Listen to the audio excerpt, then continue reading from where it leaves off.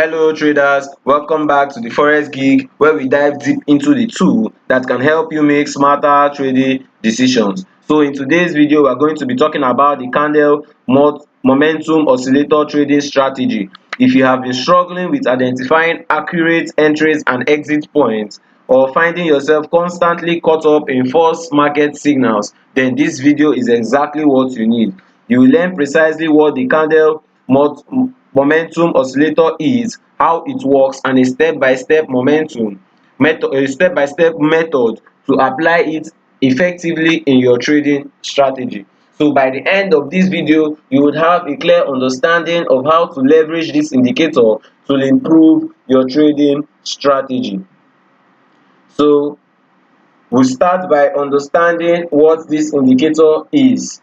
And this indicator, the Chande Momentum Oscillator, or the CMO, is a technical indicator developed by the Toshan Chande in the 1990s, and it was introduced in his book in 1994, The New Technical Trader. Unlike conventional momentum indicator, the CMO provides a more refined approach to measuring market momentum by capturing both upward and downward price movements. These balanced measures gives you a clear picture of what actually happens in the market.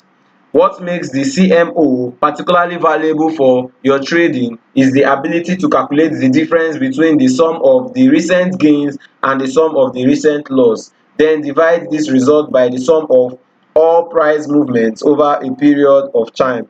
The formula produces values ranging from -100 to +100. So let's see how we can apply the Chande Momentum Oscillator to our trading strategy.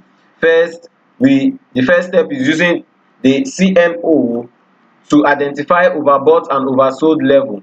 The CMO oscillates between -100 to 100. This is from -100 down here to +100, with +50 marking an overbought condition. +50 in this area marks an overbought condition, while -50, when price falls below -50, it indicates an oversold condition. So when price rise towards +50, we are expecting price to be an overbought area, signaling bearish reversal. Conversely, when price falls below -50, it indicates oversold condition, hinting a possible bullish reversal. So this is basically what we are talking about on the chart. If you look at the chart in this area, when price got to this point in the market, we can see this area was at your -50 region, signifying higher prices, and you can see how price turned up to the upside. And when price got to this upside, in this upside, we notice that price was at its overbought region, signifying a down movement, which led price to the downside. Another powerful way of using the CMO is by identifying divergence between price action and the oscillation. The divergence occur when price makes a higher high, but the indicator makes a lower high. When price makes a higher high, but the indicator makes a lower high, this indicates a potential bearish reversal.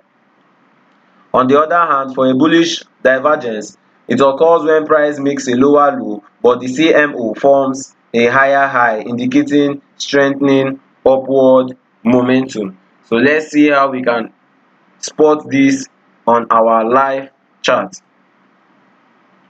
As we can see in this area, when price made a lower low in this area, this is a divergence. Price made a lower low in this area, signaling lower prices, but the CMO at this area made a higher low, signaling a bullish divergence, expecting price to move to the upside. So finally, always incorporate a proper risk management into your strategy when you are trying to take your trade.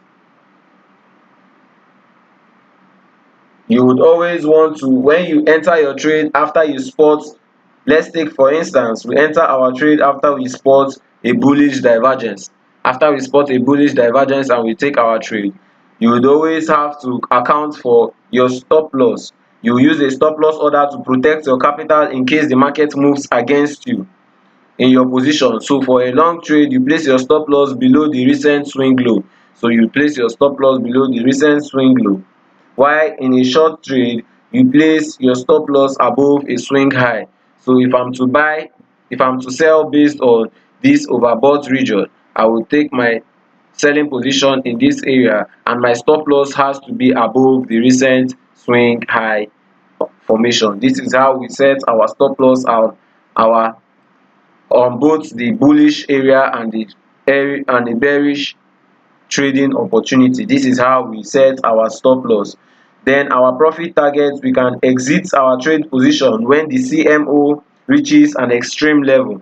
So I took this trade when it was in a lower side. When price reach an extreme level, we can decide to leave our entry. At this area, when it reach an extreme level, you can leave your trading opportunity. And if you took a sell at this area, you would want to leave your trade at when price gets to an extreme level below. This is basically how you set your take profits in this trading strategy, because when price gets to that area, it's showing signs of reversal. So you cannot be trading or holding positions when price is showing signs of reversal. Remember, this strategy works best on higher time frames like the 4-hour chart or the daily chart, when trends tends to be more reliable.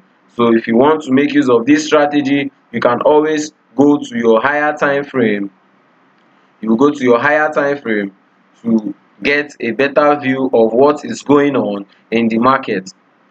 As you can see, we are in our 4-hour time frame, and we can spot areas where we expect price to behave in its orderly manner, assuming that we want to sell at the peak of this area. When price gets to this overbought region, signaling signs of a bearish reversal, you can take your trade in that area.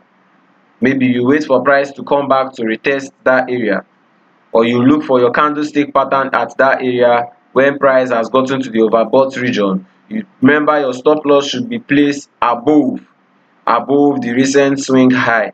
Then you ride based on this indicator, we ride our take profit till when price gets to a previous low, or where we notice our indicator has gotten to an oversold region. When price gets to an oversold region in this area, which is for -50, you decide to leave your trade, which will give us a risk to reward of 1:4.94. This is basically how we can enter and capitalize on this strategy. We can combine our overbought and our oversold regions levels using the zero line crossover. We can also make use of divergence and moving averages with disciplined risk management. This is how you build a robust trading approach using the Chande Momentum Oscillator.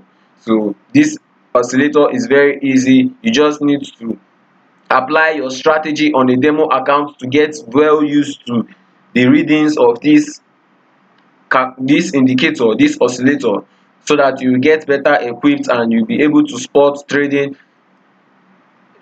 opportunities, both the divergence and overbought and oversold regions, a crossover and the rest. You can be able to spot this on your chart on your own. So practice makes perfect. Alright traders, we have come to the end of this video. Engage with us in the comments below. We want to hear about your experiences. If you found this video helpful, do not forget to like, subscribe and turn on the notification bell so that you will never miss out on more trading tips and strategies. Thank you for watching, and I will see you in the next video.